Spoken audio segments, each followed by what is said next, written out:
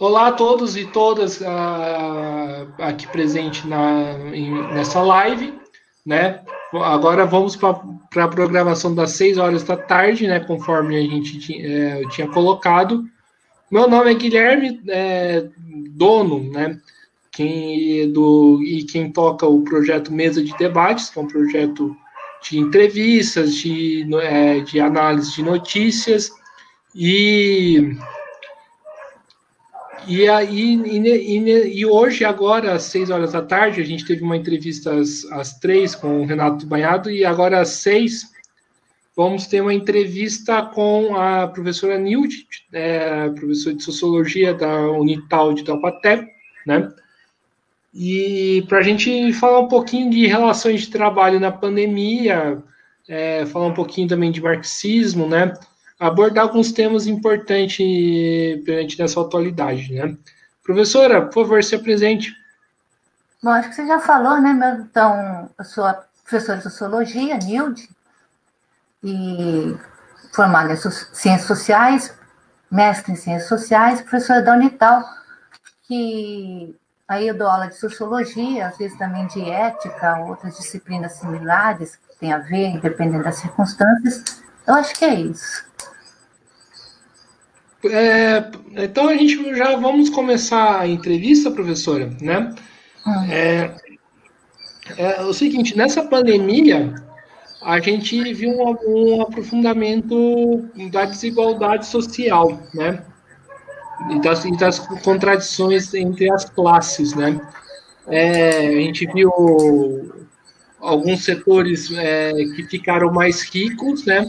E um setor que, devido a desemprego, corte de salário, e ao aumento de preço, está mais pobre, né? Como que explica essa questão na pandemia? E se hoje o marxismo, né, dá conta de explicar essa questão? Guilherme, faz algumas observações, porque as questões são muito amplas, né? Só de falar de marxismo, classes, tem uma longa história aí. Eu acho que essa questão do aprofundamento, eu falaria do tempo do marxismo, que ele tem ondas, né? Tem ciclos. Então, a gente está numa crise de superacumulação do capital, está desempregando, enfim, a gente está num ciclo, não sou da área de economia, mas só situando, e ao longo da história, isso acontece, ou seja, situações de mais emprego, menos desemprego, o recrudescimento da desigualdade social, o aumento, eu acho que isso faz parte. O que eu chamaria atenção, nós estamos, sim, como você falou, né, no aprofundamento da desigualdade social, num grande número de pessoas descartáveis, digamos, no mercado de trabalho, está ficando mais claro isso, né, o aumento do número de desempregados, daqueles que não têm acesso nem ao trabalho, enfim. Agora, eu acho que a pandemia, isso eu queria chamar a atenção, ela deixou isso muito claro, e isso é acho que talvez uma novidade histórica, né? Eu nunca vi, eu dou aula de sociologia há muitas décadas, né?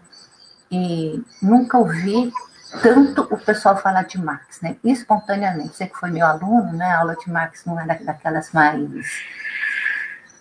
queridas, né? Agora, qualquer disciplina que eu dou aula, aparece Marx.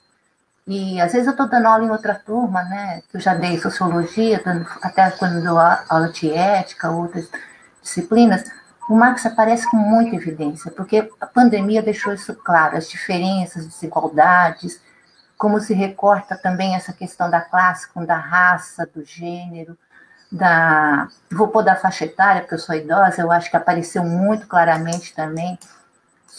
Eu vou pegar a questão do idoso hoje, porque eu acho que é super importante, inclusive tem coisas que a esquerda não tem dito, né? Faz um ano atrás, a gente estava na campanha para não passar a lei da aposentadoria.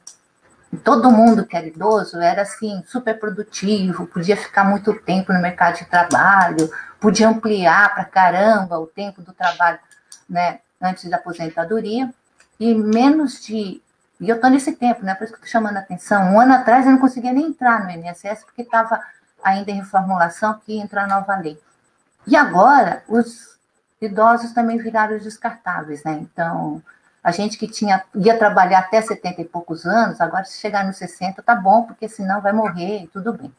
Então, Eu acho que a pandemia trouxe isso, ela deu mais visibilidade a partir de quem sai do trabalho, quem sai para trabalhar, quem fica em casa, quem vai viajar e quem não vai, quem é descartável, quem não é. Eu acho que a pandemia deixou isso mais claro para todos nós, uma situação bastante grave também da economia de modo geral. Posso dizer, então, a partir do que a senhora colocou, que a pandemia escancarou o que o capitalismo é de fato? Isso, o capitalismo sempre tem uma ideologia, né? Que eu queria falar hoje de ideologia nesse sentido. Ele sempre tem uma ideologia que justifica, legitima a exploração do trabalho, né? Então, se a gente pegar, até ia pensar, falar para você, Gui, eu fiquei pensando aqui qual seria o título se eu pudesse fazer uma aula assim. Eu até ia fazer um PowerPoint, depois eu falei, calma, gente, quem está me assistindo também é minha primeira live, então estou acostumada a dar aula com PowerPoint, apresentações, aquelas coisas. Aí eu já estava fazendo o PowerPoint, mas foi bom eu pensar em fazer o PowerPoint. Eu quero falar do capitalismo, das suas ideologias, que eles justificam tudo, né? E eu colocaria hoje como se a gente, com o tema de debate, a questão das plataformas, né? É uma nova superacumulação do capital, as plataformas, essa forma de, as tecnologias de informação, os trabalhadores dessas áreas, né? Nós somos usuários, mas também somos. E como é que isso aparece no espaço público? Como é que isso aparece no meio de comunicação? Aí vem com aquelas coisas, né? Uma inteligência artificial, novos mundos, mas também empreendedorismo, startups, trabalhador. Só durante a pandemia ele já foi autônomo, depois ele voltou a ser empreendedor, agora ele é startup. Então a gente tem várias formas também de ir trabalhando com isso, além das redes de ódio, os debates, tudo isso que a gente está observando também das formas de dividir, de apresentar soluções meio mágicas, seja elas de tipo forem, mas acirrar os conflitos em termos sociais, né, com o debate político atual. Então, acho que isso tudo faz parte também do grande show na plataforma, né? Tudo isso está rendendo para a acumulação do capital, né? É uma forma nova de acumulação a partir dos serviços, continuar com a produção, lembrando que as plataformas, quando a gente está aqui, tem gente trabalhando, tem empresas, então nós não estamos diretamente falando, a gente não pode esquecer disso, que tem uma empresa aqui que está ganhando com o nosso debate aqui, inclusive, né? Eu não sei se eu respondi a sua pergunta, mas eu queria dizer que não é tão fácil se escancarar, né? Porque eu não sei se está muito escancarado, porque nós estamos aqui diante de uma empresa, nós somos uma audiência, nós somos uma mercadoria, estamos no mercado. E tudo que nós estamos fazendo é isso, né? Em todas as faces do trabalho. Então, não sei se está muito escancarado ou não. E você falou da questão você falou da questão dos idosos, né? É convincente para o governo hoje que tratar com desleixo a questão do idoso na pandemia, perante todas as medidas que o governo implementou, como a reforma da Previdência, ou isso seria uma teoria da conspiração? Não, com certeza, né? Isso que eu estou falando de uma nova ideologia, por que os idosos entram? Os idosos, as periferias, os negros entram, em grande parte, como descartáveis, né? Ou, para usar uma expressão do Bauman, que eu acho ótima, né? Nós não estamos adaptados, né? Nós não somos habilitados, de alguma forma. É o sentimento de inadequação, né? Nós somos inadequados para estar, né? Tudo, é da imagem, é a forma de comportamento, tudo nós somos tem os inadequados, né? Então, essa é uma linguagem que eu acho que é bem ideológica, né? A linguagem de quem parece que não é adequado para o trabalho. Então, essa descartabilidade está assim presente, mas ela aparece nessa forma de inadequação. E os idosos, eles podem, evidentemente, também participar do mercado de trabalho, participam de fato, mas eles entram como os inadequados, porque eles não têm habilitação, não têm competência, assim como todos os outros descartáveis, né? Eu iria por aí. Perfeito. Indo para a segunda pergunta, né? muitos falam que com a pandemia aconteceu uma mudança profunda no que a gente chama de mundo do trabalho, né? Como que configura essa mudança e se essa mudança no mundo do trabalho ela, ela significa mais ou menos exploração da mão de obra? Eu estou dando aula para informática esse semestre, né? Até consultando todos os temas, textos. E não tem um texto da área de informática mesmo, da área de informática, né? Que passa pela questão social, que não afirme que as novas tecnologias, elas aumentam o tempo do trabalho. Então, essa outra ideologia também. Parece que a gente sempre está correndo atrás de uma nova tecnologia, uma nova máquina, uma nova plataforma, um novo equipamento, como se fosse reduzir o nosso tempo de trabalho. Quando a gente trabalha diretamente, conversa com o pessoal da informática, a exploração do trabalho aumenta, naquilo que Marx chama, né, o nosso tempo do trabalho totalmente disponível o tempo todo para as empresas, né, em qualquer forma de emprego. Então, tanto professores, estamos trabalhando direto, né, eu parei aqui, estava fazendo PowerPoint, daí já parei para você, vou voltar.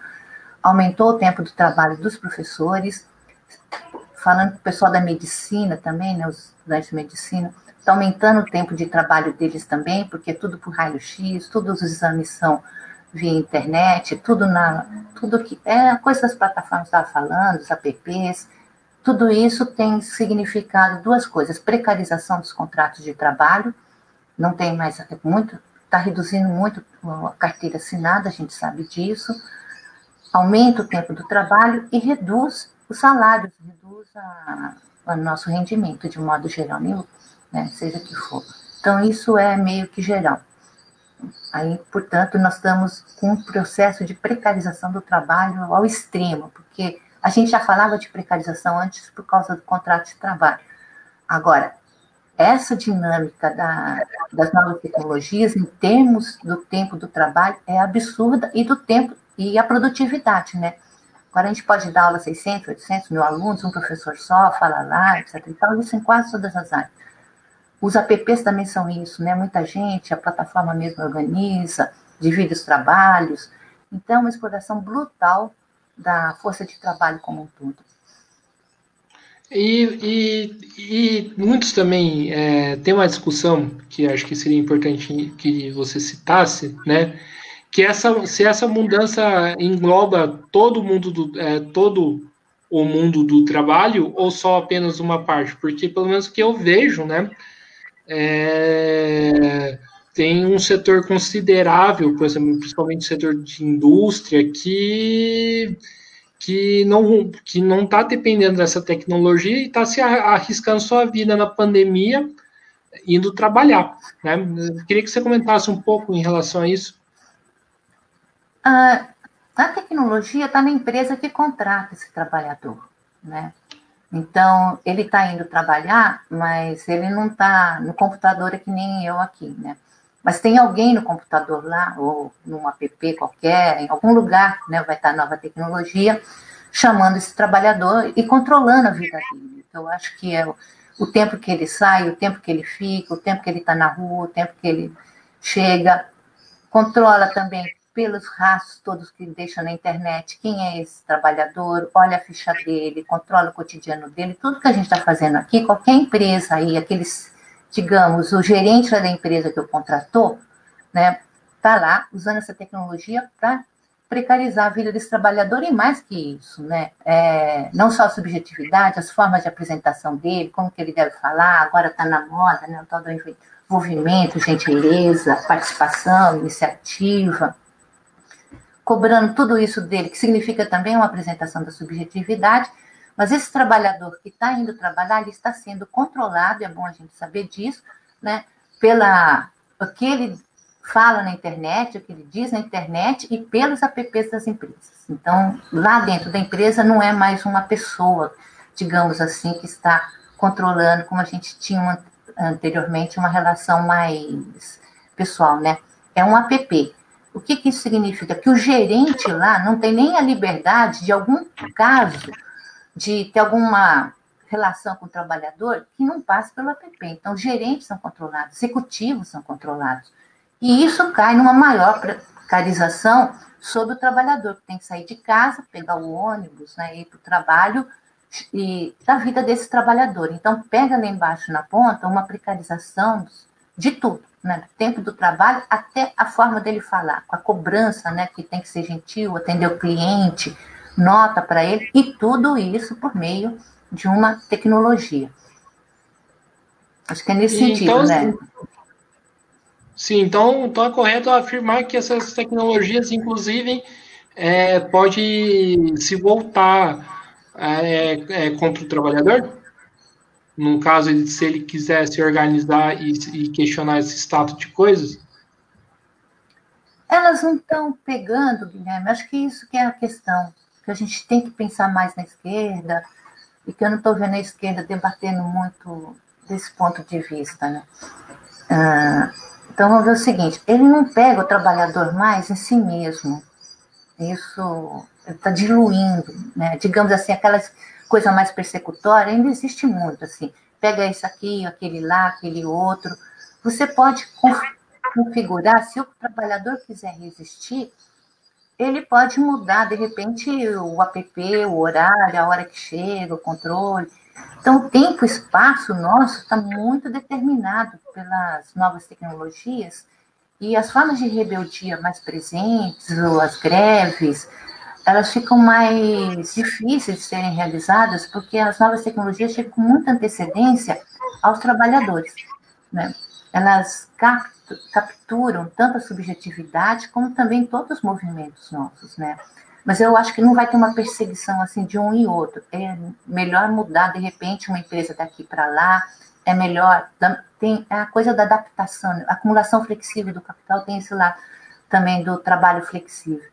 Então ele pode de repente mudar uma empresa daqui para lá, contratar outros, ficou mais fácil para eles jogarem, inclusive, os trabalhadores uns contra os outros, né, a partir de ideologias, programas, projetos, também vem da fiscalização de tudo isso.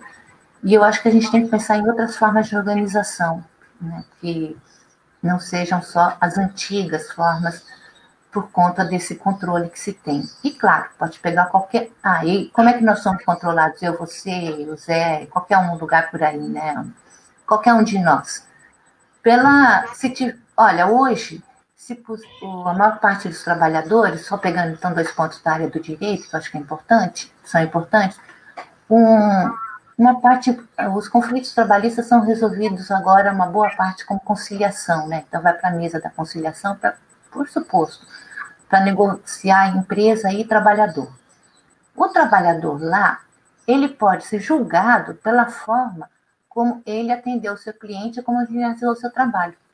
Só para dar um exemplo do que significa, os trabalhadores estão respondendo até pelo que os clientes falam deles perante a empresa e podem ser culpados. Então, veja, se uma empresa não atende alguém por alguma razão técnica dela, ou o trabalhador explica e convence o cliente, ou ele vai ser responsável pelo que a empresa não fez. Não sei se eu estou me fazendo entender. Eu vou dar um exemplo prático. Estava aqui em Pinda, no ponto de ônibus, na Pássaro Marrom ali, quem conhece Pinda, que não lá na rodoviária perto da escola, e chega uma senhora com cadeira de rodas, e o filho dela estava querendo que ela entrasse no ônibus da Pássaro Marrom. Como aqui é o ponto inicial, logo, ela era idosa, poderia entrar de graça, porque ela ia para o médico, né? E ela não precisava fazer uma reserva com antecedência, porque não tinha mais ninguém para disputar com ela lá. O cobrador e o motorista disseram que ela não poderia entrar, porque eram novas ordens da empresa, ela tinha que pegar outra. Na hora que isso aconteceu, fez o barraco, porque era uma situação extremamente grave, não deixar uma pessoa idosa entrar.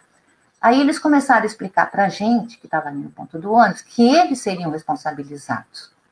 Quando a gente estava, um deles, inclusive, o outro dos motoristas lá, ameaçou chamar PM, que começou, né, aquele buchicho. Chegou um aluno da Unital, né, que estava lá, pegou e falou, não, pode deixar, que eu mesmo chamo a PM. Pegou o celular para chamar a PM, aí já veio chegando o outro ônibus. Olha, demorou um tempão, porque eu conheço o cobrador, pego sempre ali, né? Demorou um tempão para eu entender que, de fato, eles podiam ser demitidos caso a gente não resolvesse o problema. Se a PM fosse chamada, eles seriam demitidos. Você sabe o que significa isso? E cair numa conciliação? Só para dar um exemplo. Né? Então, isso está acontecendo com vendedores de lojas, escritórios, pessoal que atende. Se você não resolver o problema ali, a culpa é sua, porque você não teve criatividade, não teve envolvimento, não está motivado, não saiu da sua zona de conforto, qualquer um desses termos que a gente conhece também, e demite o trabalhador. Então, pela postura, pelos jeitos, a gente tem esse avanço em que a empresa responde, aliás, o trabalhador responde, inclusive, pela empresa, e isso é muito grave. Acho que essa precarização que eu queria chamar a atenção, porque eu estou vendo isso em vários lugares acontecendo, né? O funcionário, o cara da loja, né? Agora, se a gente reclama hoje, quem vai... Se você chegar numa loja hoje e reclama com o gerente, quem vai ser penalizado? Quem está te atendendo na loja. Quando a gente dá nota para um gerente de banco e para o cara do Uber, quem vai ser penalizado é ele. Então, nós estamos... Eu já estou com... Acho que eu estou falando ansiosa, porque eu estou muito mal, porque eu já estou com um tempo, saudades do tempo que os alunos reclamavam das metas, porque a meta, pelo menos, era uma coisa objetiva. Agora, imagina todos nós sendo avaliados, todos nós, sem, né, do mesmo jeito que o motorista do Uber, né, a uberização nesse sentido. Então, eu dei nota 5 para o motorista, que legal, dei nota 3, dei nota 4. Isso significa a forma também de controle. Você pode estar fazendo uma greve, de repente você é mal educado, o rapaz da greve dos APPs foi demitido, né?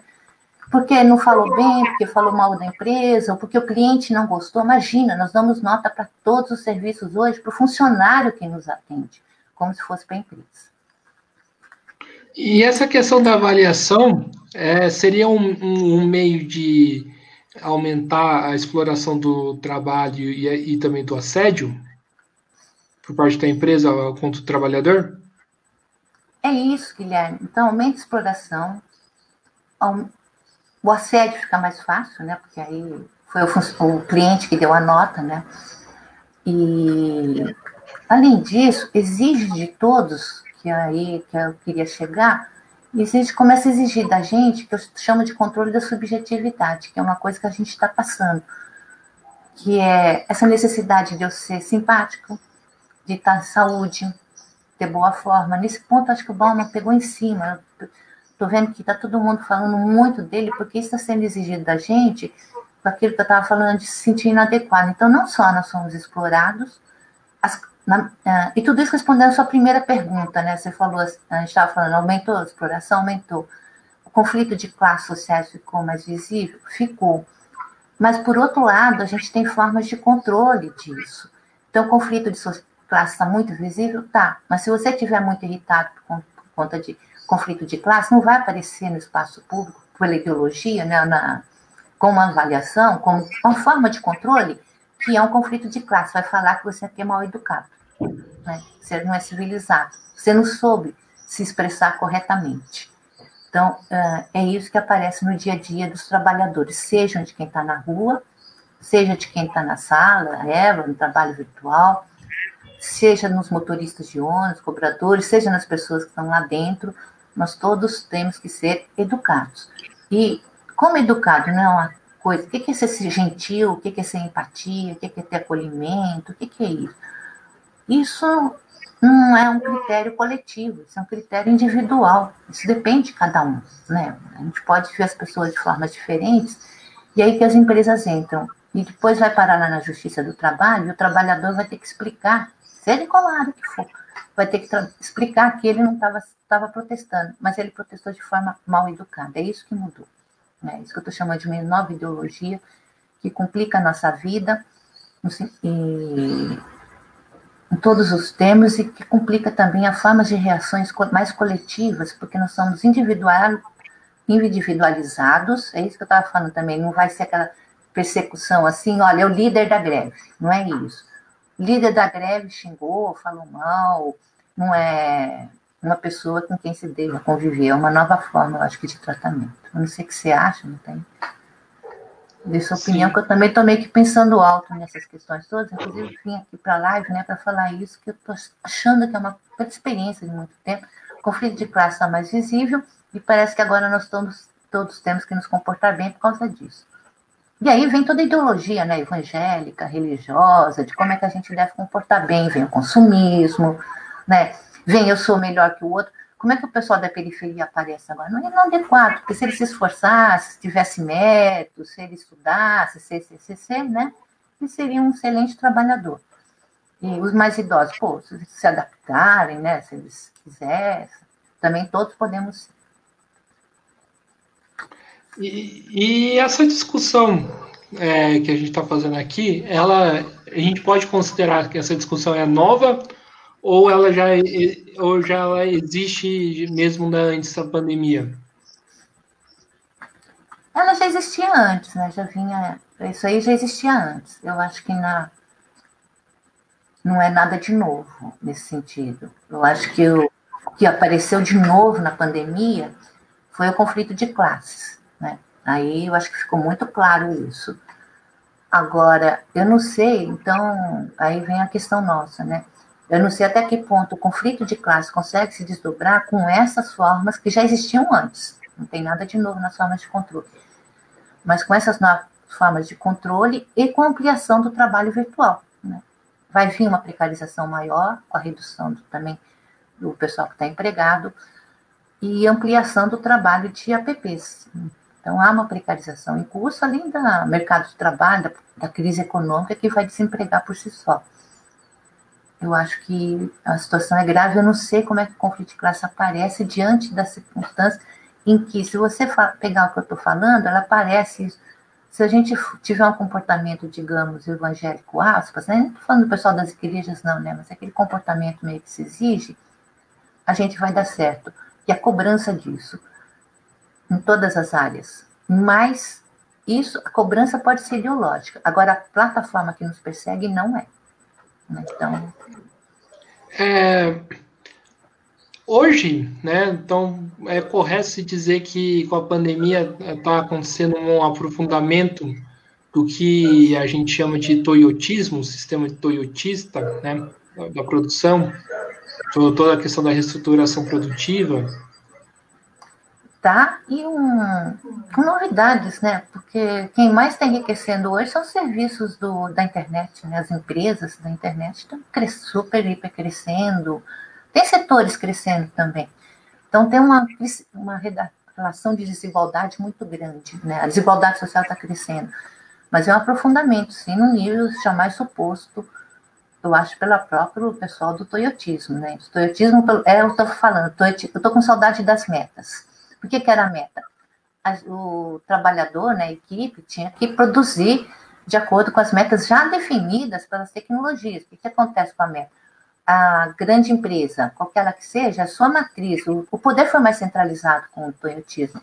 Então, o trabalhador teve que ter mais a participação. Esse processo já vem faz tempo, né?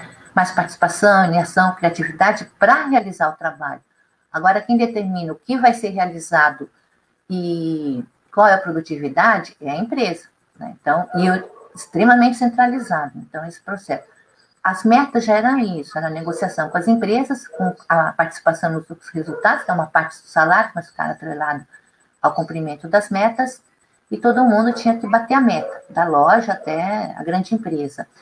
Um aprofundamento que agora tem que bater meta, porém também tem que ser responsável por que não bater, né? Além do mais, tem que explicar para o cliente, para o seu produtor, a coisa da empresa. Isso é avaliado como indivíduo, isso ainda mais grave ainda, e pelo seu comportamento, pelo seu jeito de ser. É um aprofundamento, eu acho, desse processo que já existia antes, né, e foi aprofundado agora na pandemia, e eu acho que não volta para trás, né. E a gente estava conversando aqui, eu queria que você aprofundasse um pouco. A teoria marxista hoje ela está contra dessa realidade de explicar, né? Porque mesmo antes, né, quando a gente estava falando de toyotismo, a mudanças, né, do mundo do trabalho e reestruturação produtiva, né? Muitos já afirmavam que o marxismo foi superado, né? A teoria marxista hoje dá conta de explicar essa realidade? Olha, eu vou falar da forma. Marxismo é muita coisa, né, Guilherme? Que marxismo, que leitura, então. Acho que só o Olavo de Carvalho sabe o que é o marxismo, porque nós mesmos, se a gente for conversar, né, já vem não sei quantas visões. Eu vou pegar a visão, o que eu tenho mais estudado, que é o Bolano, com uma referência na comunicação, com o debate que ele traz, não ele mesmo como autor, mas que é essa parte que eu vim falando, né? Que o marxismo explica assim, se a gente entender que essas novas tecnologias têm empresas por detrás delas, têm funcionários por detrás delas, elas são uma nova forma uma nova estrutura de produção, são novos meios de produção também, né? Que não é a fábrica em si mesma, mas elas vão estar na base agora de toda a fabricação, no controle do trabalho, na administração, a comunicação, aí eu não sei como o marxismo poderia tratar disso, né? Mas a informação hoje se tornou uma mercadoria importante, a comunicação é uma mercadoria importante, aí entra na coisa da indústria cultural, que o Bolano fala, mas a ideia que o Bolano chama atenção é que nós nos tornamos mercadorias nas plataformas. Acho que aí o marxismo explica assim, se a gente olhar por aí. Então, a audiência é uma mercadoria hoje.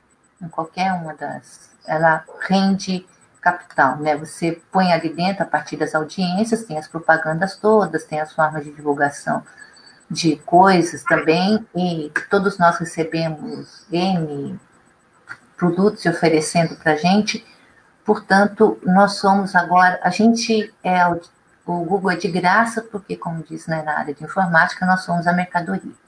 Nós que estamos sendo vendidos para as grandes empresas que controlam os nossos hábitos, nossas leituras, nossas formas de pensar, já estão as nossas diferentes formas da psique, né, também, a área de psicologia entrou pesado aí, e vendem para a gente também as mercadorias. Então, a audiência é um mercado e mercadoria, para usar uma expressão do Bolano, né? Nós viramos as duas coisas, somos força de trabalho, nós somos aquilo que são vendidos para as grandes empresas, nossas opiniões, para candidatos à política, né? Até para venda de qualquer produto para as grandes empresas, nós fornecemos os nossos dados e ainda por cima a gente oferece todas as nossas informações, ou seja, nós trabalhamos de graça e somos mercadorias, né, consumidos pelas grandes empresas de informações, todos, do trabalhador da PP, né, aos CEOs das grandes empresas. E nós somos, a audiência virou uma mercadoria. Eu acho que, nesse sentido, o marxismo, se a gente olhar por aí, mercado, mercadoria, o marxismo explica assim. E nos anos 90, não sei se nos anos 80, nos anos 90, a senhora me corrija se eu estiver errado, existiu toda uma discussão, né, que é em torno da questão do trabalho, se o trabalhador ainda existe ou se o trabalhador acabou, né? Eu sei que o Ricardo Antunes fez uma discussão muito boa, acho que num dos livros mais famosos que ele escreveu, que é o Adeus ao Trabalho. Eu queria que você comentasse se essa discussão da questão do trabalho, se o trabalho acabou ou não, ela permanece ou ela já foi superada. Aí que tá, né? Eu estou fazendo mais a discussão aqui, meio pelo Ricardo Antunes mesmo, né? Então, pegando agora, estava falando mercado, mercadorias, vamos pegar por aí. Não vamos confundir trabalho assalariado, eu acho que essa é a questão. A gente não pode confundir trabalho assalariado com trabalho. Eu tive aula com o Ricardo Antunes, né? E eu lembro quando a primeira coisa que ele falou, olha, se tudo virar tecnologia e um só sujeito no mundo apertar o botão e o mundo funcionar, ali está o trabalho e o trabalhador. Então, o trabalho é a transformação da natureza, da produção da riqueza, dos serviços, isso tem trabalho. Agora, se esse trabalho não pode ser confundido com a carteira de trabalho assalariada, né? Não vamos confundir. Então, tem trabalho sim, nós estamos trabalhando. todos estão trabalhando na medida, tem o trabalho no serviço, na produção de coisas, mesmo na fabricação, estamos nos comunicando, todos nós estamos trabalhando para funcionar esse mundo todo. Então, o trabalho permanece sim, a classe trabalhadora é que foi extremamente fragmentada. Então, o trabalho continua sendo forma de exploração do trabalho e a fragmentação da classe trabalhadora aumenta depois do toyotismo para cá. Com a flexibilização, com o processo de terceirização, são várias formas de contratos de trabalho. O Ricardo Antunes já fala da classe, né? Não importa quais são as formas de contrato de trabalho, mas a gente tem uma fragmentação da classe muito grande, derrota dos sindicatos, né? Porque os trabalhadores eram representados pelos sindicatos, na medida que acaba a contratação do trabalho, você tem as terceiras todas, né? As terceirizações, e hoje em dia estamos chegando já no nível de contratação da startup, do empreendedor, daquilo que anteriormente a gente chamava de trabalho autônomo. Então, o que está muito fragmentado, que a gente tem que discutir, é a classe trabalhadora, porque a classe trabalhadora agora está muito diversa dentro dela mesma, sem aquelas grandes massas. Também o desemprego estrutural, né? O desemprego está crescendo, mas aquela massa de trabalhadores do tempo dos anos 80, 90, 50 mil trabalhadores da Volvo, da Ford, que faziam greve, né? Não tem mais. Agora, os trabalhadores são dispersos em trocentas formas de contratação, que vai de franquias, que vai de contratos de parcerias, vai para microempresas, outras empresas, empresas dentro de empresas, cada um desses faz parte de uma categoria, cada um desses tem relações diferentes de trabalho, cada um desses a negociação de salários e de jornada de trabalho, condições de trabalho extremamente diferenciada. Então, a gente tem uma diferenciação dentro da classe trabalhadora muito grande, e isso eu acho que é um outro debate, né? Que é o trabalho continua sendo explorado, sim, o marxismo sempre vai dizer isso, em qualquer tempo histórico, nós continuamos sendo explorados, o trabalho continua sendo... O trabalho produz riqueza, né? Essa parte da riqueza que vai gerar mais-valia, mas a classe trabalhadora está muito fragmentada e tende a se fragmentar ainda mais. Sim, em relação à questão de renda, da retirada de direitos da pandemia, como que você analisa isso?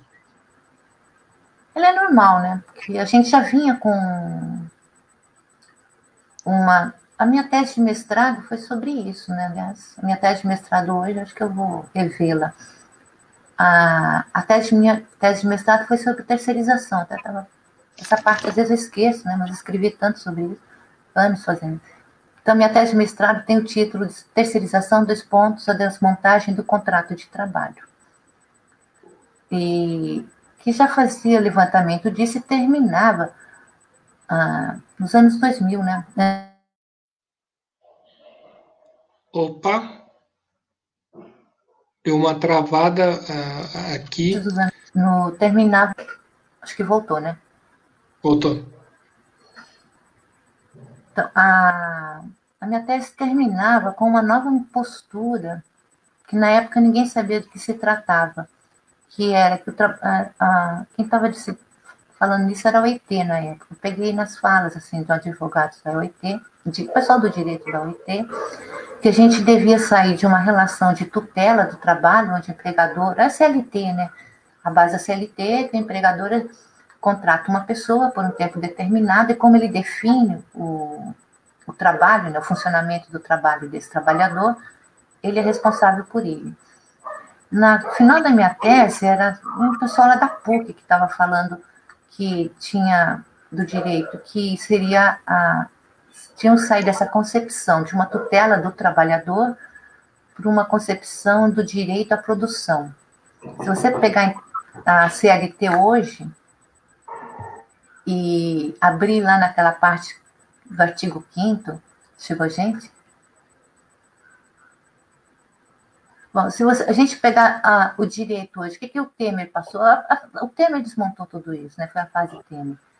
E a gente tem hoje lá, saiu a tema, foi uma PEC, do direito da tutela do trabalhador para o direito à produção. Se é direito à produção, De repente, nós todos somos confundidos com empresas. Isso muda totalmente, precariza legalmente e a própria concepção do trabalhador como um produtor. Parece que todos nós somos empresas. Que abre espaço para entender a MEI, né, a microempresa individual, o indivíduo, como se ele fosse uma empresa. Até as pessoas estão se achando que são empresas. O que tinha antes na CLT? É que a empresa era responsável pelo trabalhador porque os lucros ficavam com a empresa e o trabalhador não podia ser responsabilizado pelo fracasso das empresas, porque o lucro ia ficar com a empresa. Tinha uma certa lógica aí nesse sentido da CLT. E isso estava sendo desmontado já durante os anos 95 até agora, até fechar agora com o Temer, que entra mesmo, né, direito à produção na Constituição Federal, e com isso já vinha esse processo, e agora qualquer pessoa, startup, somos todos como empresa. Qual a diferença entre eu, você e uma grande empresa? Eu acho que isso tem que ser explicado para a classe trabalhadora, que isso não está claro ainda. Eu, você, da nossa startups, nós não somos empresas, porque nós não temos capital para investir, não temos a produção, não podemos ser responsáveis pelos nossos trabalhadores, que somos nós mesmos que trabalhamos. Qual que é o aumento da exploração quando a gente se acha uma empresa? Então, eu sou uma empresa, estou me sentindo ótima aqui, porque, né, ou você, nós somos empresa. Vê, nós somos responsáveis pelos nossos equipamentos, e isso fica aparecendo para os trabalhadores que agora eles são empresários, porque eles compram seus próprios equipamentos, porque a gente que compra o computador, a gente está investindo, segundo eles, né? Agora, qual a diferença, e esse debate que tem que ser feito, entre a gente que investe para poder trabalhar e sobreviver e a grande empresa, né, aquilo que seria uma empresa mesmo, que acumula capital e tem capital para continuar investindo. Então, a gente está sobrevivendo, na verdade, nós não somos empresa, nós somos trabalhadores autônomos, nós gastamos do nosso próprio custo, né, do nosso trabalho, nós retiramos as nossas próprias ferramentas, máquinas, seja computador, seja o que for, a bicicleta, o carro, tudo é por conta do trabalhador. Então, a bicicleta, o carro, o computador, é ele que se vê. Respondemos para os clientes como se fôssemos empresas e fica fora do nosso... Porque a minha pergunta no mestrado, até hoje acho que ainda essa pergunta, quem é que nos contrata? Porque o que sumiu do nosso campo de visão, aí dando a minha opinião, a classe trabalhadora a gente ainda pode reconhecer, mas quem é o nosso empregador? Que está na bolsa. Aí entra o capital financeiro, né? A acumulação flexível do capital. O nosso empregador está na bolsa de valores.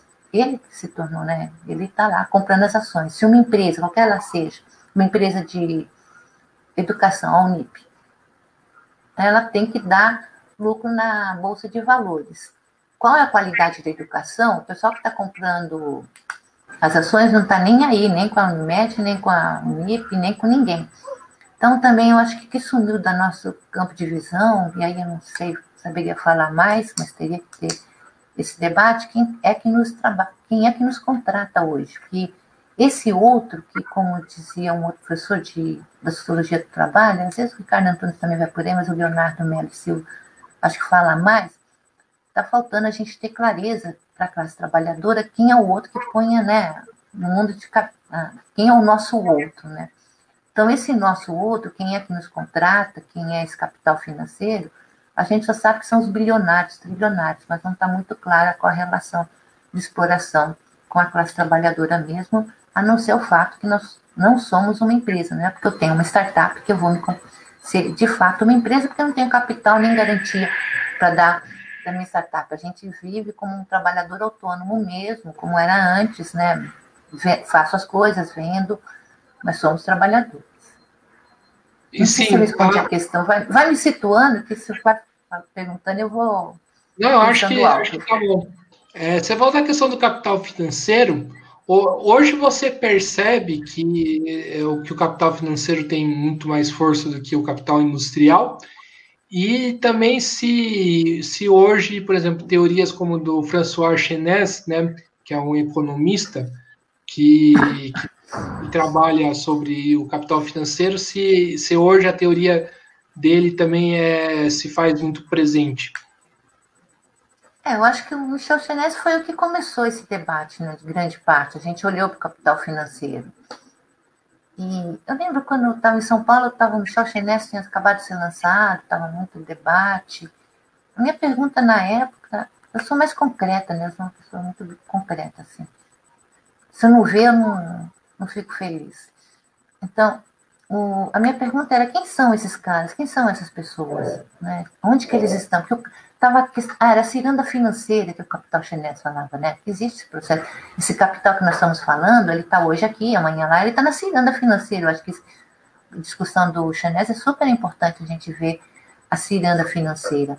O que eu acho que ficou mais claro também, agora tem, inclusive em tempos de pandemia mesmo, quem são aqueles que estão por detrás dos bilionários, né? Esse debate todo dos bilionários, quem é que está por detrás da ciranda financeira, eu acho que ficou mais claro esse outro.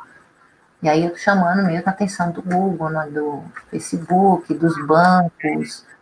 Então, o capital financeiro, sim, uma boa parte desse capital é sociedade anônima, está nas ações, mas tem sim uma concentração, para não tirar, porque o capital financeiro estava muito assim, meio como nas nuvens, né? Então não existem dados nas nuvens, existem em Seattle, lá na plataforma do Google, estão bem concretas lá, e tem uma gente aí, que é uma classe, né? Qual é essa outra classe, né? De uma classe capitalista mesmo, que aparece agora mais claramente, eu acho que depois de todas essas campanhas, todos os movimentos que tiveram nos anos 2000 até agora, muito checados, acho que inclusive essa nova direita, tudo é porque vinha crescendo mesmo o movimento de protestos em relação a Wall Street, né, o movimento Wall Street, o Occupy Wall Street, tudo isso já vinha sendo mais clarificado, e eu acho que esse capital financeiro, os proprietários, a gente toda começa a aparecer mais também agora. Mas aí sim, pegando o Chesné, né, e trazendo para o nosso tempo agora, essa ciranda financeira, esse capital tem dono. Acho que é isso que avançou mais para a clareza de todos nós. O Chesné é importante, sim. Estou indo por aí. Sim.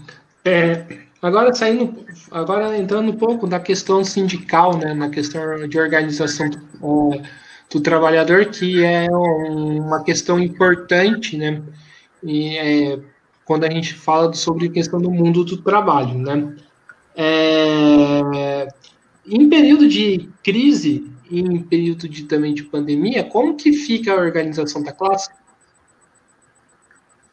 Guilherme, tudo que eu estou respondendo aqui é que estou trazendo mais como preocupações mesmo, por causa de conversa, né? Eu tenho centenas de alunos todo semestre, na aula de sociologia, e esses debates aparecem na sala. Então, eu estou falando, assim, o que aparece. Claro, tem um ponto de vista teórico sobre isso, o recorte é meu, mas os dados que aparecem. Em relação à organização da classe trabalhadora, eu acho que os sindicatos estão muito longe do que os trabalhadores falam, pelo menos os mais jovens. Ninguém está lá na universidade, né?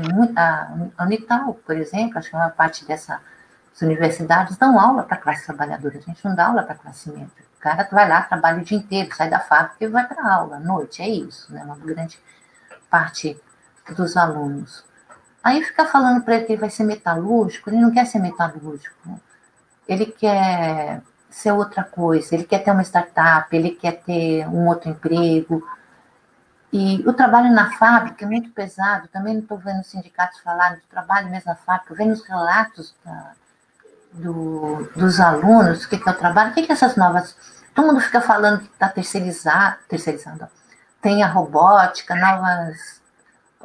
diminuiu muito nos trabalhadores, agora o trabalho é qualificado, tudo isso é verdade. Agora, o que tem mais dentro das fábricas é lesão por esforços repetitivos, num nível muito grande.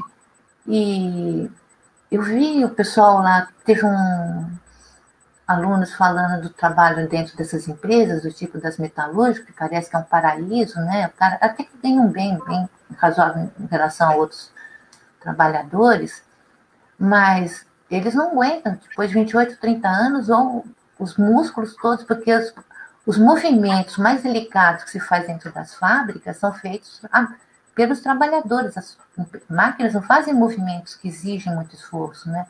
Você pegar o que é pintar, por exemplo, uma parte do carro pequena, é um trabalhador segurando aquele extintor de tinta, correndo na esteira atrás da peça que está passando, né? qualquer coisa de pintura. A pessoa, o trabalhador correndo ali, num tempo determinado, controlado. Toda a peça, né, é importante ver isso, toda a peça dentro das fábricas, tudo tem o código de barra. Então, se o trabalhador não pintar aquela peça adequadamente, entre o momento que ela chegou na esteira e o momento que saiu, vai estar marcado lá quem foi que fez, em que momento que fez, se ele correu direito. Isso é um esforço físico, fora parafusamento, né, tudo isso com a tal quando fala das metas, né, é que agora isso piorou, porque ainda tem que ficar simpático e participar dos grupos com elegância. Agora, o que é o ritmo de parafusamento da Embraer, por exemplo? Imagina todas as asas aqui de avião estão aqui em cima e o trabalhador está lá. Antes ele tinha tempo, aí entrou o Just in Time e já complicou isso, porque ele tinha tempo de abrir a mala dele de ferramentas, pegava uma, pegava outra, não, agora tudo no espaço, tudo no lugar, isso já vem dos anos 90 para os anos 2000, e agora acelera mais ainda, mas os movimentos físicos mesmo do trabalho do trabalhador são extremamente prejudiciais à saúde, ao corpo. Então, eu estou vendo muita reclamação de lesões por esforços repetitivos, que não está sendo dito, pelo menos em público, não vem a debate. No setor de serviços, todo mundo, muita lesão também. Estava vendo o pessoal que atende com essas bandejas na mão, né? Gente que quer carregar aquilo a noite inteira, dor no braço, e aí depois tem que ser simpático, gentil. Aí muita gente tomando remédio para dor, muita gente às vezes estourando todos os músculos do corpo, uma parte do corpo no trabalho. Pega o pessoal dos apps, aquela corrida, bicicleta. Então, a saúde do trabalhador tem sido pouco discutida pelos sindicatos. Os sonhos dos trabalhadores também, o trabalhador tem acesso hoje à comunicação, formação, mas os sonhos dos trabalhadores de formar, poder ter mais autonomia no seu trabalho, também muito pouco discutido pelos sindicatos, né? Falar dos seus sonhos, o que você quer ser, como que pode ser. Então, as metas não são mais definidas pelos sindicatos, né? São definidas pelos grupos de trabalhadores. Isso é uma coisa antiga também, que vem dos anos 2000 para cá, que é o seguinte: se eu trabalho no setor de manutenção da Volks, eu não converso com meus operários, com meus colegas da Volks de Taubaté, eu converso com meus colegas de manutenção das fábricas da Volks de outros lugares. Então, essa ideia de um sindicato que seja só de um lugar, só de uma cidade, só de uma categoria, não dá mais conta também de resolver nem os próprios trabalhadores da Volkswagen. Só para pegar um exemplo, a quantidade de trabalhadores terceirizados que estão lá dentro, as contratadas da Volkswagen, e as negociações das metas por setor. Então, o setor da Volks, da manutenção, vai falar com o ritmo do trabalho, as metas com o setor da São Bernardo. Então, tem não só uma fragmentação, mas uma dispersão, e eu não vejo sindicatos tratando disso, e nem acho que vai dar para tratar se eu tenho um sindicato de uma categoria, numa só região, com essa dispersão de uma mesma empresa, contratando não sei quantos serviços de uma mesma de empresas. Então, entra um que é metalúrgico, outro é metalúrgico da terceirizada, mas outro é faxina, o outro é limpeza, o outro é engenheiro, o outro é só de RH, o outro é psicólogo, o outro faz o serviço de informática. Qual que é a relação com as formas de organização sindical também, com todas essas categorias, trabalhando todos para a mesma empresa? Eu acho que esse é um outro debate. Então, eu colocaria o esforço, a lesão por esforços repetitivos, o cansaço mental, a depressão, o assédio em todos os lugares de trabalho, né, assédio moral, e a fragmentação da classe, que um sindicato por região e por categoria não dá conta.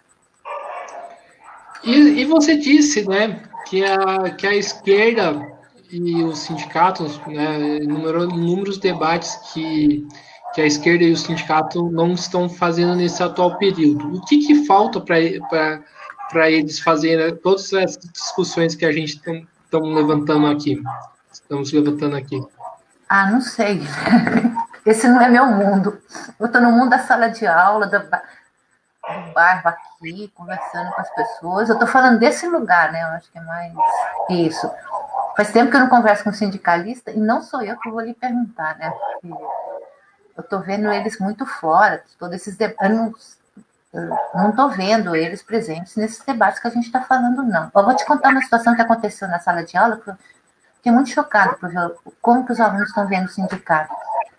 Tinha numa mesma sala alunos que trabalhavam no setor de comunicação da empresa, aquele setor que faz a propaganda dos produtos, né? E alunos que trabalhavam na fábrica.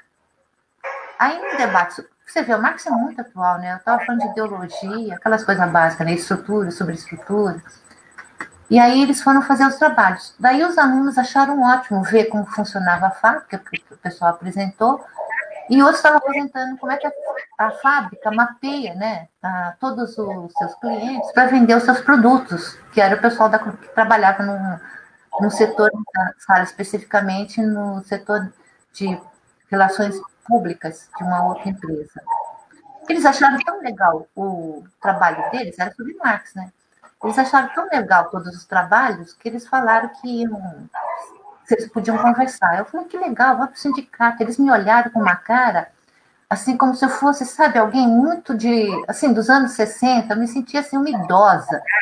Eles olharam para mim, não falaram uma palavra, por isso eu não sei nem o que eles pensam a respeito do sindicato, porque o sindicato está distante, e me perguntaram se eu podia ir para cerveja. Gente, onde que o trabalhador conversa hoje, né? Conversa na cerveja, conversa por aí, mas você junta vários. Eu só sei que o último lugar que eles, pela cara dos alunos que eles iriam conversar, eles estavam todos falando da exploração do trabalho nos seus dois aspectos, né? Como que as empresas vendem e como as empresas exploram lá dentro, combinando entre si que uma coisa tinha a ver com a outra. Bom, eles foram tomar cerveja. Depois deve ter, se for conversar, continuar a conversar, eles por que eu perguntei? Porque o pessoal da empresa, do trabalho, que era metalúrgico, falou, ai, gente, que legal isso, vou chamar meus amigos lá da fábrica. Quando ele falou fábrica, vou chamar meus amigos da fábrica, minha cabeça antiga, sindicato, né? Se alguém é de uma fábrica e vai chamar os amigos da fábrica para conversar, onde que vai ser? No sindicato. Foi aí minha cabeça antiga. Imagina, chamar os amigos da fábrica para conversar com os colegas da sala, que eram muito legais, na cerveja. Me olharam assim como, né? Então, eu não sei o que o sindicato está falando, mas eu tenho certeza que não é lá que os trabalhadores se reúnem para discutir o trabalho dentro da fábrica com os amigos da sala de aula para falar de outros tipos de trabalho. Não é lá. E, evidentemente, eu estou falando dos mais jovens, gente. Eu sou uma professora. E você levantou essa discussão, eu achei bastante interessante, né? Então acho que caberia uma outra pergunta para se fazer, né? Pode-se dizer que os sindicatos hoje estão afastados das bases dos trabalhadores, onde estão os trabalhadores? Eu não vou ficar culpando, eu não gosto, eu acho que fazer análise assim das coisas, né, sem ficar, não fica uma coisa meio assim de dar nota, né, não, já chega as empresas querendo que a gente dê nota para quem se comporta bem. Agora, eu acho que a organização sindical não permite isso, né? Tem que mudar essa forma de sindicato como está aí. O sindicalista não tem a menor noção do que está acontecendo em outras áreas, que às vezes trabalha para a mesma empresa dele, onde que os trabalhadores se encontram. Então, nós temos que sair dessa forma de organização sindical que vem do tempo do taylorismo-fordismo. Nesse sentido, eu vejo sindicatos fazendo esforços. Eu conversei depois com sindicalistas sobre isso, né? Sobre essa cena que eu falei na sala de aula, encontrei com um colega, alguém que eu conheço que é do movimento sindical, fui reclamar, né, na fábrica, no meu tempo, né, quando algum peão falava, vou chamar meus amigos da fábrica, onde que era o espaço? No sindicato, né? Aí ele também tem uma outra dinâmica sindical que, pelo fato de ser muito dispersa, fragmentada as categorias, os sindicalistas, pelo que ele me falou, ele mostrou mesmo o zap dele, né, tudo ali. Ele falou, olha aqui, eu estou atendendo 140 reclamações de trabalhadores hoje, agora, né? Então, eu não sei como está batendo, mas pela fala desse sindicalista, essa dispersão toda bate na diretoria do sindical com uma demanda muito grande também e fragmentada. Essa é uma forma de se ver, talvez, né, pela essa única conversa que eu tive com o sindicalista, sobre como que isso está, além dessas, imagina, cada meta, cada coisa dessas, o sindicato tem que estar correndo atrás para negociar. Então, a classe trabalhadora está fragmentada e eu tenho a impressão que os sindicalistas, eu estou falando de gente séria, né, gente que trabalha, não estou falando de ninguém que seja né, alheio a esse mundo do trabalho, que não queira ter contato com as bases, não é isso. Mas o pessoal que está tendo contato com as bases talvez estejam, essa é a minha hipótese, voltados para atender essa fragmentação toda e acabam perdendo também de vista o conjunto inteiro, o que remete à questão da organização sindical dos trabalhadores. Acho que isso precisa mudar. Essa é a minha opinião. Do jeito que está, não dá. De um lado, sindical. Eu esqueci de falar que eu moro perto da linha do trem. Então, moro perto, não, moro em frente. Faz parte, tá? Não, faz parte. Aqui tem um monte de cachorro que tá latindo, aí eu deixo no mudo. Mas, enfim. Eu dou aula com o trem passando pela minha sala, né? Porque passa bem em frente. Você levantou essa questão, né? Que tem que ter uma mudança do sindicato. Essa mudança passaria por questionar, por exemplo, o modelo varguista sindical que existe hoje? Com certeza. A CUT já foi por aí, o Conlutas também, né? Depois do Central do Sindicato.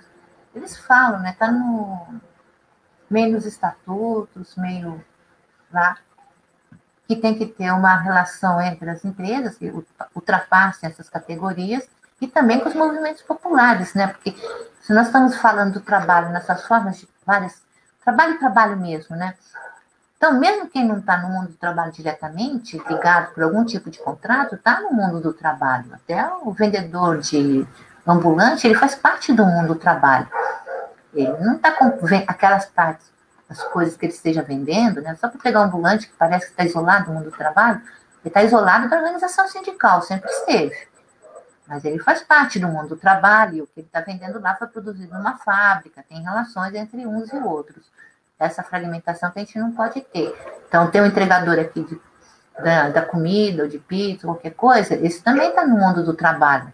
Então, tem as organizações particulares de cada um, de cada grupo, mas acho que as centrais sindicais precisam falar para a classe trabalhadora. E esse movimento eu não vi acontecer, embora esteja nos estatutos, nas propostas, mas a gente não vê isso acontecer, não. Então, tem que se reunir, né? O que tem a ver o app?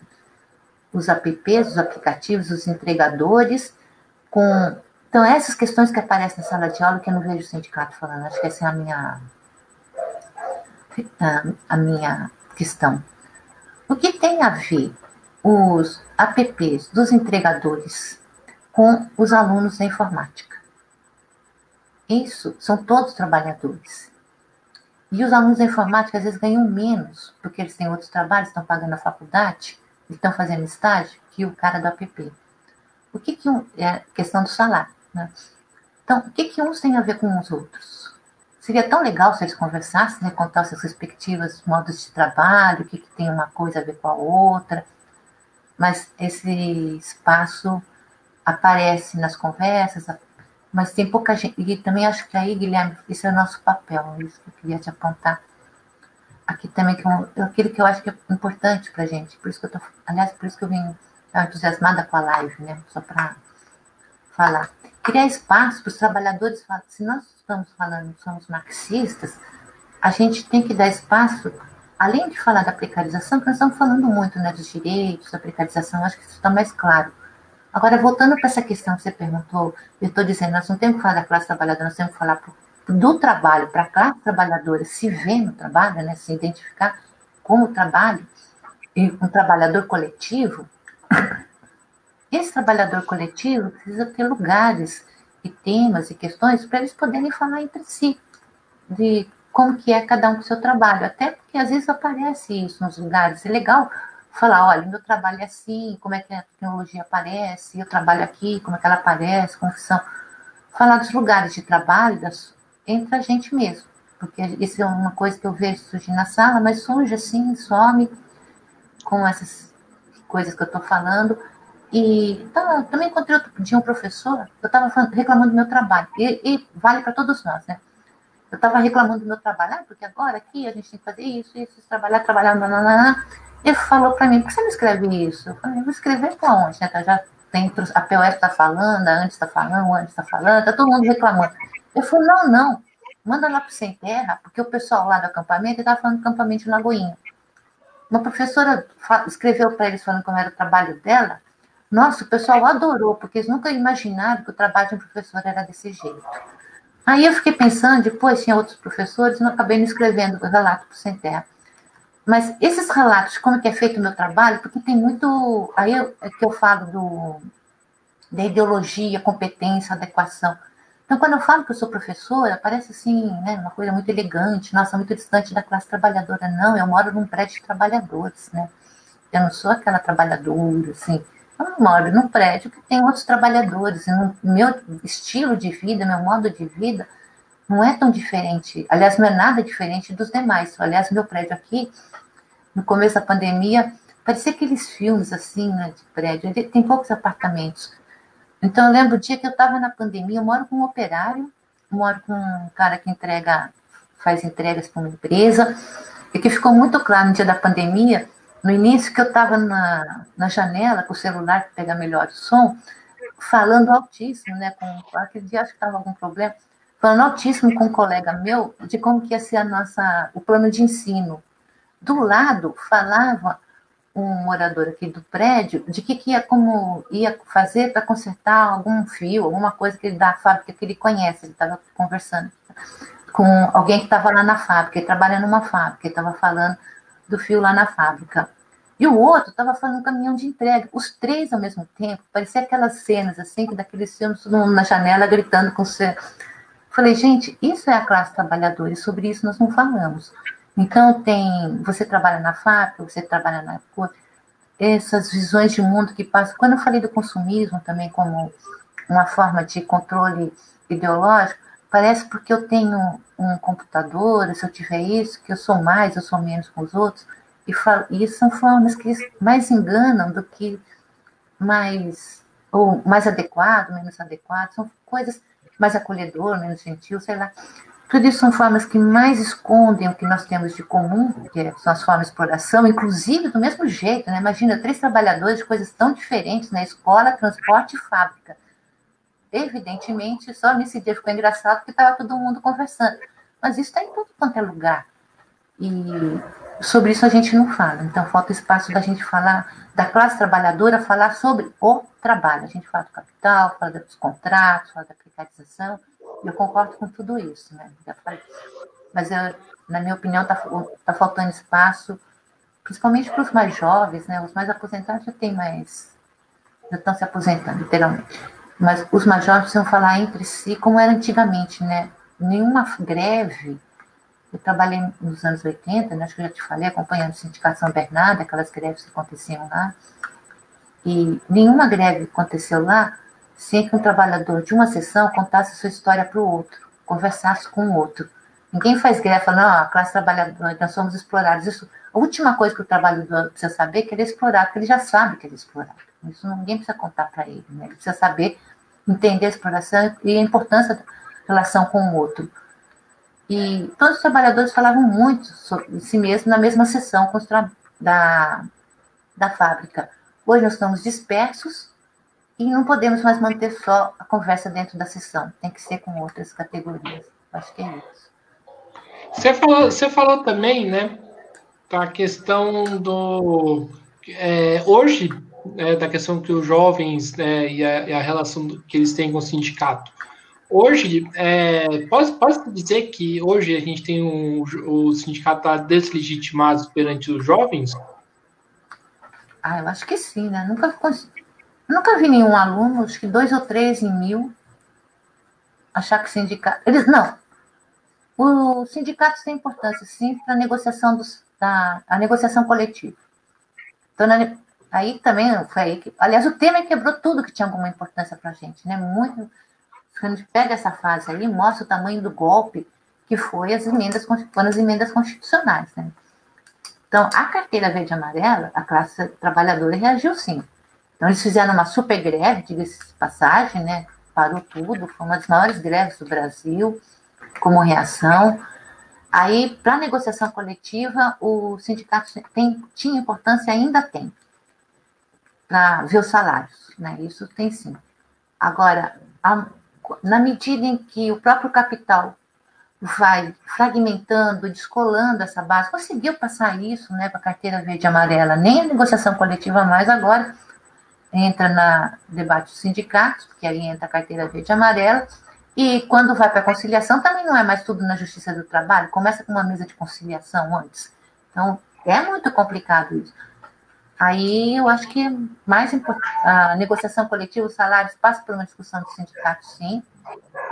Acho que os sindicatos deviam estar discutindo o salário mínimo nessas alturas, deviam estar discutindo os salários dos trabalhadores no seu conjunto, mas a organização da classe tem que passar agora, acho que por outras formas que não seja o sindicato mesmo. Então, o sindicato está legitimado para discutir, para defender salários, acho que isso ainda assim. Já, salário, jornada, a única coisa que... Não dá para desmontar os sindicatos, não, porque a única coisa que sofre para os trabalhadores hoje, para as categorias mais organizadas, mas pelo menos, né, já é importante isso. O debate dos salários, a jornada de trabalho, passa pelos sindicatos ainda. E os trabalhadores gostam disso. Agora, o restante das questões que eu falei aqui, eu não vejo o sindicato como um espaço legítimo para o pessoal conversar, não. Legitimado por eles, né? Pelos próprios operários. Agora, negociação coletiva, sim. Agora, não vejo os operários conversando sobre outros temas, esperando algo do sindicato, assim, vamos lá, né? Vamos conversar com eles. O Ricardo Antunes, né, tratou sobre a fragmentação da classe, né, trabalhadora com o toyotismo, né, como que a classe está fragmentada, né? E acho que essa discussão também ultrapassa também, está relacionada com a questão dos sindicatos, né? O que os sindicatos precisam fazer para poder unificar a classe e prezar pela uma unidade da classe, né? Porque acho que isso seria importante para as próximas lutas que virão. Queria que você falasse um pouquinho sobre isso. Os sindicatos primeiro tem que conversar, né? Segundo, não vai para o sindicato se organizar com a assembleia, né? Nós passamos hoje por aquelas coisas das novas tecnologias, novas formas de conversa, que significam uma nova lógica também.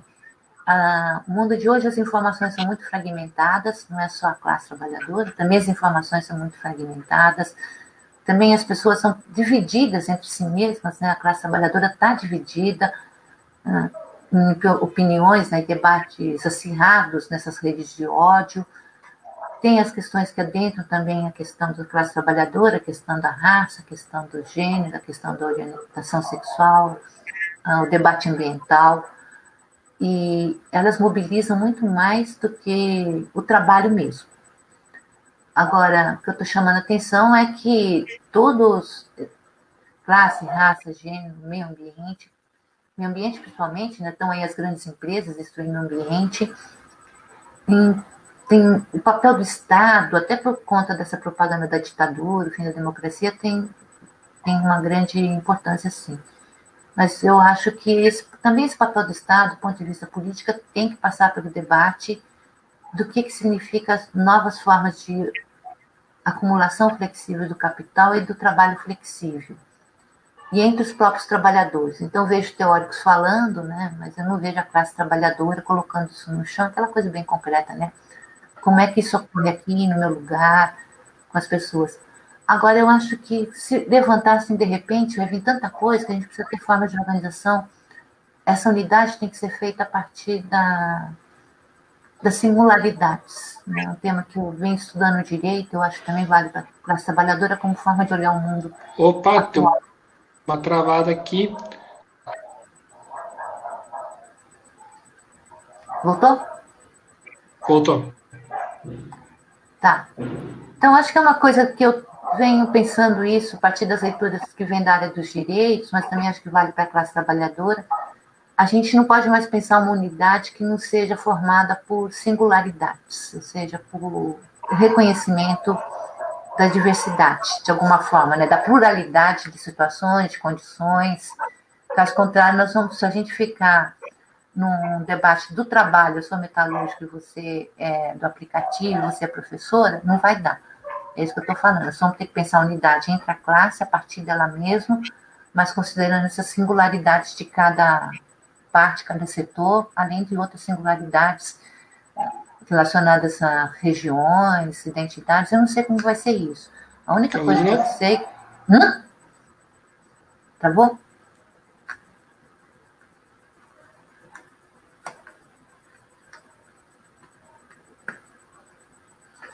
Isso, travou. Voltou? Voltou. Então, eu acho que a gente não tem que pensar nessa unidade como unidade, digamos assim, de um todo composto por singularidades. Não dá para ter, talvez, lutas combinadas entre si, não dá para fazer greve só num lugar, né? Mas se tiver uma luta combinada de lugares, setores, mais ampla do que pensar uma unidade, tipo, vamos para a rua, que a gente está vendo isso, né? A gente vai e volta, teve uma greve enorme, e acabou não dando... essas greves têm aparecido também mais contra o Estado, correto, né? Porque afinal acabou com a aposentadoria, acabou com a carteira de trabalho, mas elas também têm que aparecer dentro das fábricas. Eu não acredito em mudanças não do tipo indo para a rua, né? Tô falando, mudança, eu acho que é indo para a rua, mas tem que ter greve. Se não tiver prejuízo, como diz o povo antigo, né? Eu gosto dos trabalhadores. Então, do meu mundo antigo, assim, tem que ter prejuízo. Se não tiver prejuízo, ou seja, não bater de frente com a acumulação do capital, né, não rola. Fica só nessa coisa da política, que é importante, não estou tirando mérito, não, mas isso tem que estar associado com uma nova visão também de organização da classe trabalhadora, e não dá para fazer greves em outros setores, fica isolado, faz um acordo aqui e desmancha ali, né, é isso que eu estava falando. Faz aqui, desmancha ali, põe uma ordem, quando você vê, estamos precarizados de novo. Tem que ter uma outra combinação de lutas, e isso acho que não passa, eu não tenho a menor noção de como fazer isso, mas nenhuma mesmo. Sim, uma das mobilizações que aconteceu no processo da pandemia foi a luta dos motoristas de aplicativo, dos entregadores de aplicativos, né? Isso pode ser um exemplo para outros setores da classe, e eu queria que você falasse um pouco da forma de organização desse setor, né, dos motoristas, né? Então, aí que é o meu debate com a esquerda, inclusive com o Ricardo Antunes, todo mundo, né? Todo mundo fica achando assim o máximo os aplicativos, nossa, que legal. Então, me parecendo um certo saudosismo isso. Eu acho que, junto com a luta dos aplicativos, tinham que vir outras ao mesmo tempo, né? Se não negocia com os aplicativos, situa, dali a pouco também desmonta. Está faltando um lugar, papel dos partidos, digamos, né? Talvez mais dos partidos, talvez que dos sindicatos, mas a luta dos aplicativos é que nem a luta dos estudantes também, aquele movimento que também teve nas escolas foi super importante, vai ser esquerdado. Então, acho que a gente não pode usar essas lutas como assim, que bom, agora vai se juntar todo mundo. Não vai, né? Essa é a minha opinião. Que bom, eles vão desmontar, né? De alguma forma, depois eles desmontam.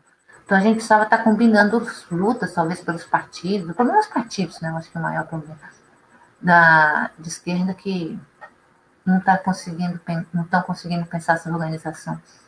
Mas eu acho que junto com os aplicativos, os apps, no break dos apps, tinha que... O ideal para mim, eu acho, né? O break dos apps tinha que estar sendo acompanhado de outros movimentos juntos, seguida, né? Mas não ficassem isolados. Nem, assim como os estudantes no ensino médio, pouco antes do Temer lá, também não ficassem isolados. Né? Não pode ficar... Porque senão uma categoria só, nesse mundo tão fragmentado, não vai puxar as outras. Não estamos mais no modelo do terrorismo fordido, que um puxa, né? E aí vem as outras. Então, mas no momento que os metalúrgicos saem às ruas, depois vem as outras categorias juntas, como foi nos anos 70 e 80, depois vem bancário. Então, aí eu acho que nós temos que ter mais uma articulação das lutas umas com as outras, senão as categorias dão um passo e depois elas vão ser desmobilizadas de alguma forma se não tiver um coletivo, uma articulação maior, né? E de singularidades, APP, estudantes, não sei, todo mundo. Sim, muito se debateu, né, da questão das mobilizações de rua nesse atual período, muito por conta do fique em casa, do medo do contágio do Covid-19, né? Na sua opinião, né, essas formas de mobilizações de ir para a rua, de greve, elas ainda são legítimas mesmo com a pandemia? Elas, aí entra um... Ó, a gente foi para a rua, fez tudo isso. Quem é que lembra da última manifestação que teve para... Vamos falar da reforma da Previdência que a esquerda se mobilizou, né? Quem lembra hoje da greve? Então, esse volume, essa rapidez das informações, a forma como a internet trata, é muito grande, né? Essas coisas têm um limite de tempo pela velocidade, pela rapidez, pelos debates que vão se pautando. A gente está num momento também, que a gente nem está discutindo aqui, mas é bom a gente ver que as polêmicas, as questões que se colocam já são uma forma de governo. Eu acho que não são algo que vai ser mudado. Essas polêmicas, esses conflitos que são acirrados, os debates, são uma forma de governo em si mesmas. Então, a gente está aqui, eu estou recebendo hoje, por conta da secretaria. Pegar só meu celular. Estamos aqui conversando, mas por conta das eleições municipais, eu estou recebendo muito e-mail de professores reclamando que aquela ideia de que os professores estão ensinando sexo nas escolas para as criancinhas, desde que elas nascerem, etc. e tal, está rolando direto aqui para a população de Pinto e Taubaté. Então, temos aqui um debate imenso em plena eleição municipal com candidatos acusando as fake news de sempre, né? De que os professores, o pessoal da esquerda vai trazer o tal debate, a tal da ideologia de gênero, onde nós vamos ensinar as criancinhas a terem relações sexuais desde o dia que elas nasceram até morrer. Sei lá, ou até ficar... E vamos desvirtuar todo mundo. Bom, estou caricaturizando, mas isso é um debate hoje. Né? Nós estamos falando aqui do trabalho, mas hoje é isso. Vai ter eleição na Câmara de Vereadores, vai ter esses vereadores que estão fazendo campanha com esse tipo de propaganda estão aí, os outros estão contra, e nós estamos debatendo isso. Guilherme, isso é o tempo todo. Agora, eu acho que isso é uma forma de governar, né? Ficar jogando esse monte de fake news, jogando coisas escabrosas desse tipo, né? Que é essa coisa que os professores estão ensinando orientação sexual para os seus alunos. E isso é o tempo todo. Isso também é uma forma de governar que ajuda a manter a fragmentação e tira de cena aquilo que seria aquilo que nós devemos nos concentrar mesmo. Não sei. Agora, até que ponto a gente tem que ficar discutindo tanto sobre a tal da sexualidade e não podemos falar das condições de trabalho dos professores junto com o do break dos APPs. Eu acho que... Ou outras, né? Só voltando para a questão do trabalho. A gente tinha que voltar para o chão do trabalho, eu acho, assim, do dia a dia, né? Isso que eu estava falando da plataforma, para discutir essa coisa aqui. Quem ganha o dinheiro com isso, como isso funciona. Porque quem está aqui com isso ganha muito dinheiro jogando fake news, né? De todos que a gente está vendo aí. Só estou pegando a questão da sexualidade, que voltou hoje com uma questão que vai aparecer em Pimba e Taubaté, junto à população. Então, nós estamos discutindo muito essas coisas, né? Do sexo, tudo isso é importante.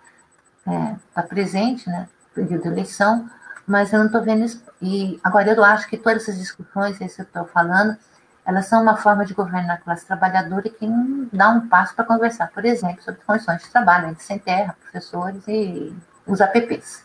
Né? A gente está o tempo todo parado nessa guerra híbrida, né, como chama, nessa guerra que a gente está vivendo. Como superar isso, eu acho que é a questão nossa. A gente está no meio de uma guerra, né? Isso também complica. E a última pergunta, né? Já está quase 1h30 de entrevista. Né? Nossa, eu falo pra caramba e você também. Somos dois, né? A classe, hoje a gente vive a crise da pandemia, né? A crise do coronavírus. A classe trabalhadora, enquanto classe organizada, ela pode dar uma resposta a essa crise de forma independente do governo, seja da maneira genocida que o governo federal tem tratado e também dos governos estaduais? Poder sempre pode, né? Aí eu acho que não vou. Voltando aqui para o que eu estava falando, Eu acho que a classe trabalhadora, eu estou falando isso, sempre pegando o ponto de vista de biologia, que eu acho que é uma questão fundamental hoje. Começar a conversar entre si. Eu sou muito avessa, mas aí, não sei se eu sou velha, mas se for, daí vocês me digam, avisem. Mas eu sou extremamente avessa a conversar via internet. Eu acho que a gente tem que conversar na pizza mesmo, na conversa, porque são duas lógicas, né? A lógica da internet, a lógica do recorte, né? A gente está se vendo aqui, vocês não estão vendo eu como um todo, não estou vendo ninguém. Então, até parece que eu estou conversando com o Guilherme, mas não é o mesmo Guilherme com quem eu converso em sala de aula, né? Porque ali tem aquela vibração, tem o jeito de olhar, o jeito de ver, tem o ambiente, tem tudo. Não podemos achar que isso aqui substitui o contato humano, não. Então, eu acho que contra a inteligência artificial que está aí, literalmente, nós precisamos ter que ter uma inteligência humana. Agora, o primeiro passo, eu acho que a classe trabalhadora dá um passo nessa direção, e aí eu também tenho que combinar, na minha opinião, tem que combinar as formas de internet, é isso que eu estava falando, dos trabalhadores conversarem entre si. Né? Porque é muito diferente, porque aí uma ideia puxa outra, uma coisa puxa outra, às vezes um jeito de olhar puxa, né, uma piada, e isso tudo é inteligência humana. Né? Então, a internet tira muito da nossa capacidade de inteligência humana, de se entender pelo gesto, pelo olhar, pela forma como viver e conversando, e tendo confiança também mais um no outro, mas eu acho que a gente tem que combinar com a inteligência artificial alguns espaços de inteligência humana mesmo, que isso fortaleceria bastante a classe como classe, né? Contato humano contra a inteligência artificial, aquilo que é humano mesmo, o chão, conversar um com o outro. Se eu estiver muito enganada, né? Mas eu não consigo ver a gente se organizando pela internet. Isso tem outra dinâmica. Então esse negócio do novo normal, né, que o pessoal tanto fala, de novas formas de se relacionar e que entra a internet, então isso para você é bastante prejudicial. Só para fechar aqui, foi importante que você deve falar Eu acho que isso é só uma visão. O meu novo normal aqui, falando de mim, não sei como está aí para todo mundo, acho bom todo mundo pensar nisso. O meu novo, também, né? O meu novo normal aqui foi de muita solidariedade, foi de muito apoio, foi de esquecer questões que estão na internet com tanto, assim, aquele peso da internet, né? Não é isso normal. O normal é conversar sobre o portão, o vizinho, não sei o quê, não sei o quê. Isso continua sendo normal e ajudando-se mutuamente. Acho que desde a sala de aula, que os alunos fizeram trabalhos em grupo, se ajudaram mutuamente para poder, solidariamente, para poder ultrapassar essa frase. Então, do ponto de vista da classe trabalhadora, dessa gente, eu estou vendo muita solidariedade um com o outro. E isso não aparece em lugar nenhum. A internet é um lugar de briga. Mas no dia a dia, eu estou vendo muita solidariedade, sim, também. Dentro da classe, né, dos mais pobres, da classe trabalhadora, não estou falando da classe média alta, não. Aí também nem convivo com isso. Mas aqui eu estou vendo muita solidariedade também presente. Isso pode ser um normal, bom, nesse sentido. Certo. Nilde, a gente já acabou a última pergunta, né? Já passou quase 1 hora e estamos chegando quase 1 hora e meia de entrevista, né? 1 hora e 28 minutos. Primeiro, eu quero agradecer por ter aceitado o convite, né? Sempre é bom conversar com a senhora sobre esses temas, né? Com você, né? Ainda bem, né? Chegou no final, não dei bronca porque não estava na sala de aula, mas você, né? Então, senhora, assim, sem mais nem menos, só estou reclamando aqui no final, falei, não vou colocar em questão no entrevistador, mas... Não, sempre é bom bater esse papo, tanto pessoalmente na época que eu era do direito, e também, e agora também tá sendo bom também, né? Foi uma conversa bastante produtiva e também sempre é bom falar sobre o mundo do trabalho, né? Que são questões que são bastante interessantes, são bastante pertinentes, né?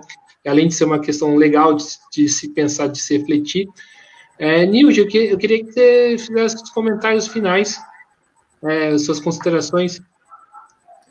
Então, em primeiro lugar, te agradecer, né, Guilherme, pela oportunidade de me falar. Eu só estou dando aula, não é difícil. Agora eu não falo com ninguém, pelo menos pela internet a gente conversa, né? Que é uma vantagem, que é melhor não conversar com ninguém.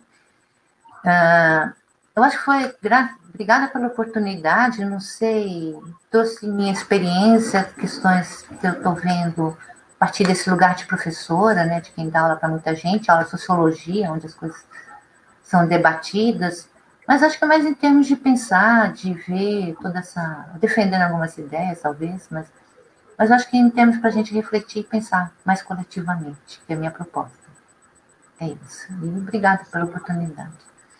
Sim, lembrando que daqui a pouquinho, às 8 horas, né, vamos ter um debate sobre a PL 529 Rondônia, né? Vamos conversar com a Érica Meirelles, né? É a última live de hoje, né? E lembrar a todos para poderem curtir o vídeo, né? E se inscrever no canal do YouTube. Esse vídeo, assim que acabar, vai, vai, vai estar baixado no canal do YouTube, né? Mesa de debates. Depois, inclusive, eu passo para você, Nilde, o vídeo. E curtam também a página, né? E compartilhem e espalhem esse vídeo, inclusive para o YouTube entender que esse vídeo tem relevância e tem importância, né? Porque as pessoas estão interagindo com eles, com o vídeo. Então é isso, pessoal. E até daqui a pouco, né? Com a live das 8 horas sobre a PL 529. Muito obrigado e encerrando a live. Obrigada. Boa noite.